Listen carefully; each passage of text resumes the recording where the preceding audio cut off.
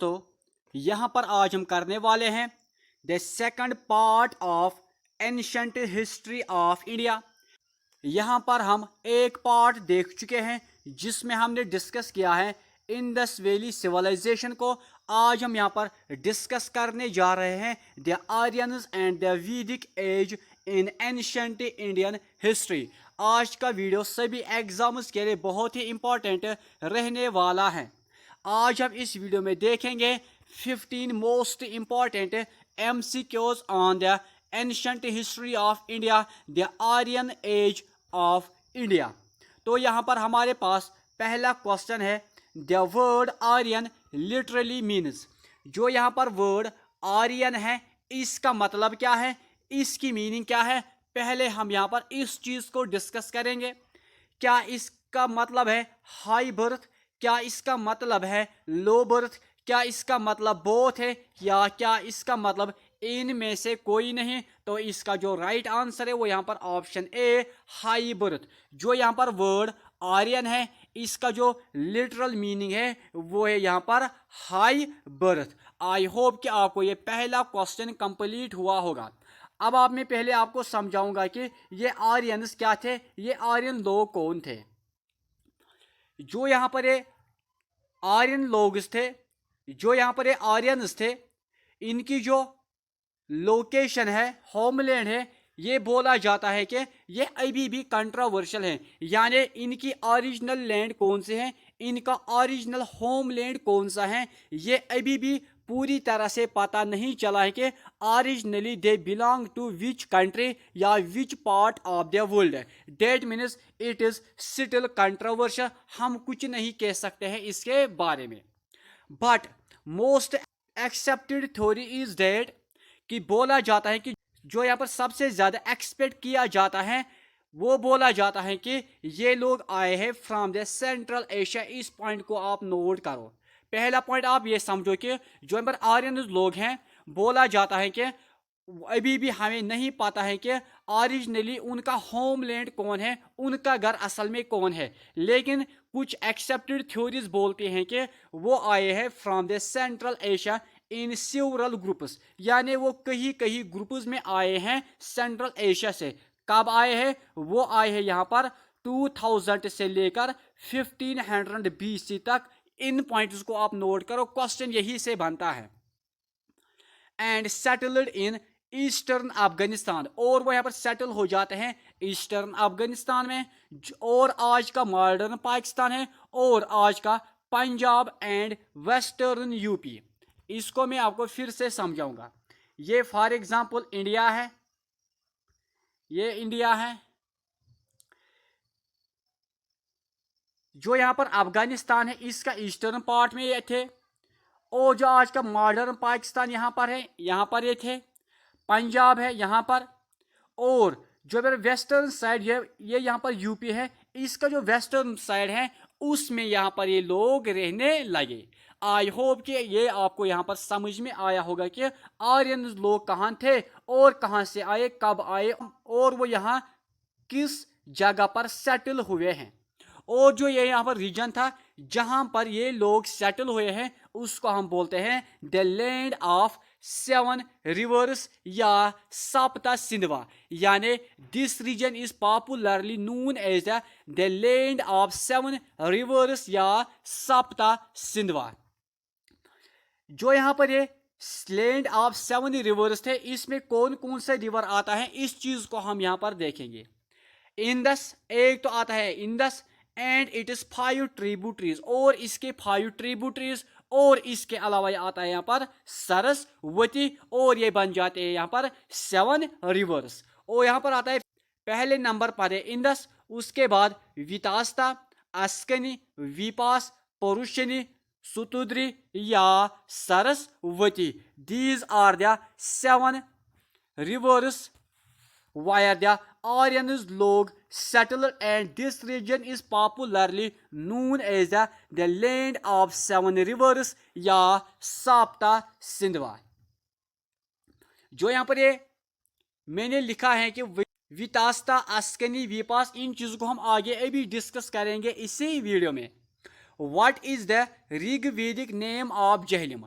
जो यहाँ पर मैंने ऊपर नाम लिखे हैं ये असल में ऋग्वेदिक नेम्स हैं इन रिवर्स के।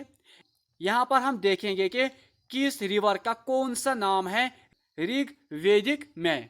यहाँ पर क्वेश्चन है कि what is the Rigvedic name of Jhelum. जो हमारे पास जहलिम है इसका ऋग्वेदिक नेम क्या है।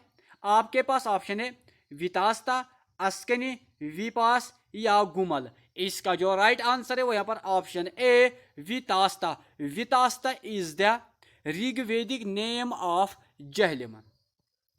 नेक्स्ट क्वेश्चन है what is the Rigvedic name of Sutlej. Sutlej का ऋग्वेदिक नेम क्या है। तो आपके पास ऑप्शन है विपास, शतुद्री, कुरुमु या सिंधु। इसका जो राइट आंसर है वो यहाँ पर option B Shutudri. Shutudri is the Rigvedic name of Sutlej river.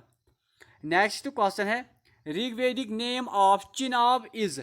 जो यहाँ पर चिनाब है इसका ऋग्वेदिक नेम क्या है। आपके पास ऑप्शन है परुषिनी, विपास, अस्कनी या सिंधु। इसका जो राइट आंसर है वो यहाँ पर option C Askini. Askini is the Rigvedic name of Chenab.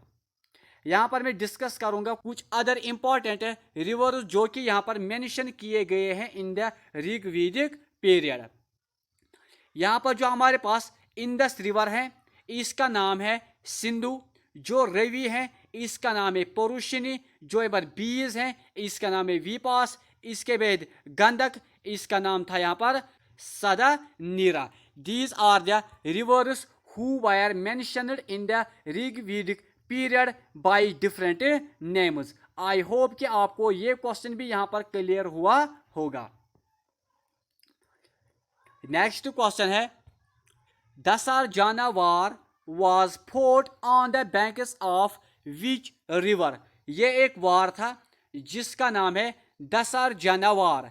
आपको बोलना है कि ये दसार जानवर किस रिवर के ऊपर लड़ा गया है। तो आपके पास ऑप्शन है रवि, चिनाब, सतलुज या इंदस। इसका जो राइट आंसर है वो यहाँ पर ऑप्शन ए रवि। रवि के ऊपर ये इंपॉर्टेंट बैटल हुई है इन द एंशिएंट इंडिया।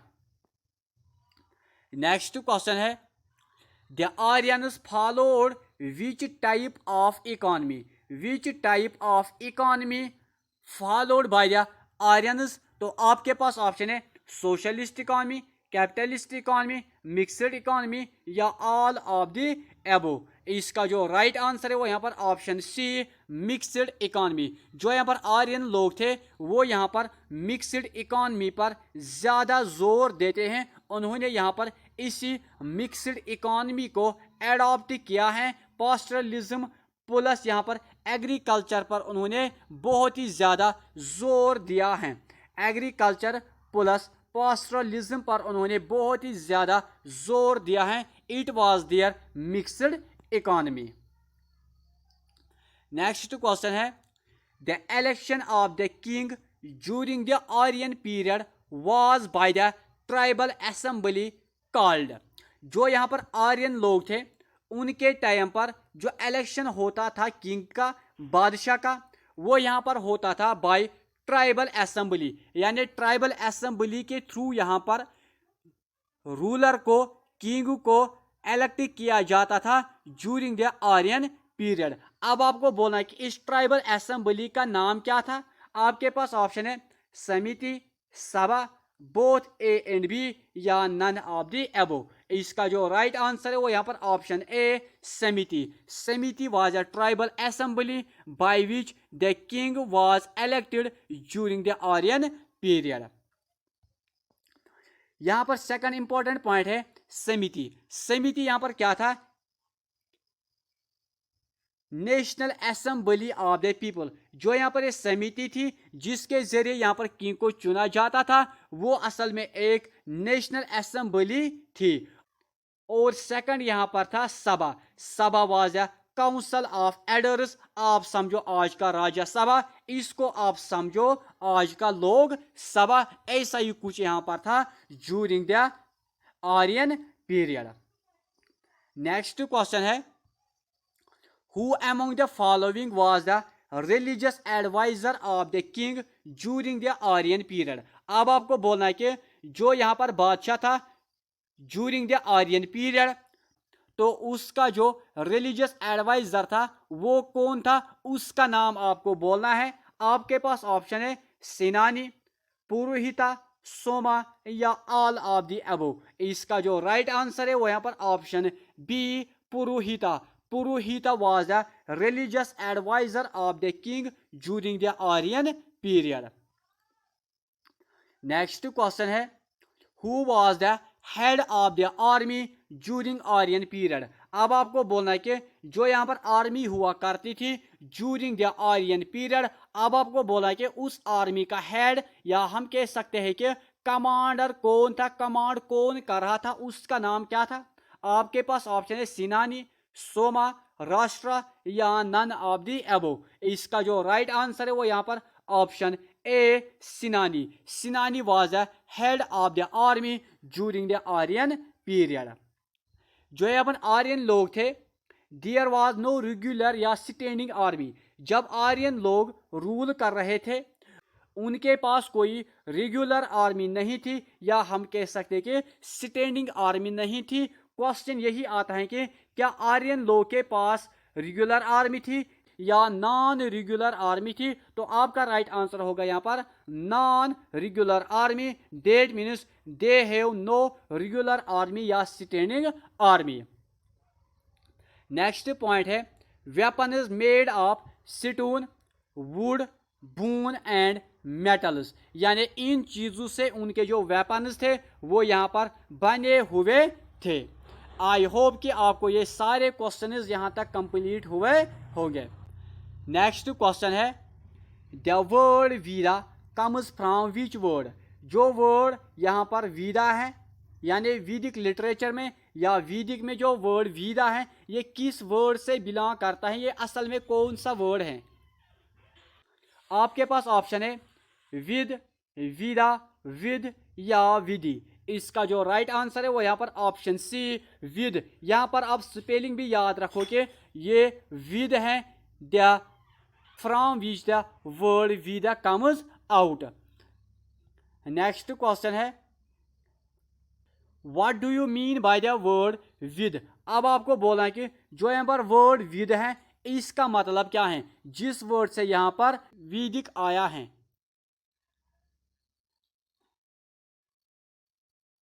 अब आपको बोलना है कि इस वर्ड का लफ्जी माने क्या है। आपके पास ऑप्शन है टू नो या knowledge, to write something, to go from one place to another या टू रिमेन स्टेटिक। इसका जो राइट आंसर है वो यहाँ पर ऑप्शन ए, टू नो और knowledge is the meaning of the word vid. I hope कि आपको यहाँ पर एक क्लियर हुआ होगा कि विद वर्ड का मतलब क्या है। नेक्स्ट क्वेश्चन है the word vida is a. आपने पहले ऊपर समझा कि विदा वर्ड आया है विद से, इसका मतलब है टू नो, टू नो या नॉलेज। अब आपको बोलना कि ये कौन सा वर्ड है, क्या ये लैटिन है, संस्कृत है, पर्शियन है या हिंदी है। तो इसका जो राइट आंसर है वो यहाँ पर option B, Sanskrit word. Vida is a Sanskrit word comes from the vid which means to know और knowledge. Vedic texts are divided between Shruti based on hearing and Smriti based on memory। इस पॉइंट को आप यहाँ पर समझो। जो यहाँ पर वैदिक टेक्स्ट्स है वो दो चीजों में, दो हिस्सों में डिवाइड किए गए हैं। एक का मतलब है श्रुति।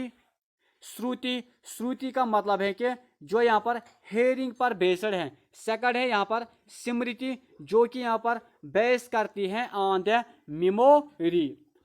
नेक्स्ट पॉइंट है Vedas are divided into Samhitas. Question यही आता है कि जो यहाँ पर वेदा है ये किस चीज में डिवाइड किया गया है। तो आपका राइट आंसर होगा यहाँ पर संहितास। नेक्स्ट क्वेश्चन है who wrote the Mahabharata. Mahabharata को इनमें से किसने लिखा है। आपके पास ऑप्शन है वेदव्यास, वाल्मीकि, अर्जुन, राम या ऑल ऑफ द अबव। इसका जो राइट आंसर है वो यहाँ पर ऑप्शन ए, वेदव्यास। वेद व्यास ने यहाँ पर महाभारत को लिखा है। इस पॉइंट को आप यहाँ पर नोट करो। नेक्स्ट क्वेश्चन है हु रोट द रामायण। अब आपको बोलना है कि रामायण को इनमें से किसने लिखा है। आपके पास ऑप्शन है Ved Vyas, Valmiki, both A and B या नन ऑफ द अबव। इसका जो राइट आंसर है वो यहाँ पर ऑप्शन बी वाल्मीकि। वाल्मीकि ने यहाँ पर रामायण को लिखा है और जो यहाँ पर महाभारत है उसको यहाँ पर लिखा था वेद व्यास ने। इन पॉइंट्स को आप यहाँ पर नोट करो। नेक्स्ट क्वेश्चन है जो कि इस वीडियो का लास्ट क्वेश्चन है। क्वेश्चन है कि सोमा वाज कंसीडर्ड एज। जब यहाँ पर आर्यन लोग रूल कर रहे थे तो उनके टाइम में एक चीज था जिसका नाम था सोमा। अब आपको बोलना है कि ये सोमा वो किस चीज को बुलाते थे या उनके टाइम में ये सोमा किस चीज का नाम था। आपके पास ऑप्शन है क्या गॉड का नाम था, क्या यहाँ पर ये टीचर का नाम था, या प्रीचर का नाम था, या नन ऑफ दी एबो या ऑल ऑफ दी एबो। इसका जो राइट आंसर है वो यहाँ पर ऑप्शन ए गॉड। गॉड को वो बोलते थे एज ए सोमा या as their soma. I hope कि आपको ये सारे पॉइंट्स क्लियर हुए होंगे। अगर आपको कोई भी क्वेरी हो, कोई भी डाउट हो तो आप प्लीज़ कमेंट बॉक्स में ज़रूर लिखना। मैं आपको यहाँ पर सिर्फ MCQs नहीं करवा रहा हूँ, मैं आपको डिटेल में सभी टॉपिक्स पढ़ा रहा हूँ, फिर मैं आपको MCQs के ज़रिए समझा रहा हूँ। आई होप कि आपको ये वीडियो पसंद आएगा। अगर चैनल पर नए हो तो शेयर, लाइक, सब्सक्राइब ज़रूर करना। अब हम मिलेंगे अपने नेक्स्ट वीडियो में, तब तक के लिए बाय, टेक केयर।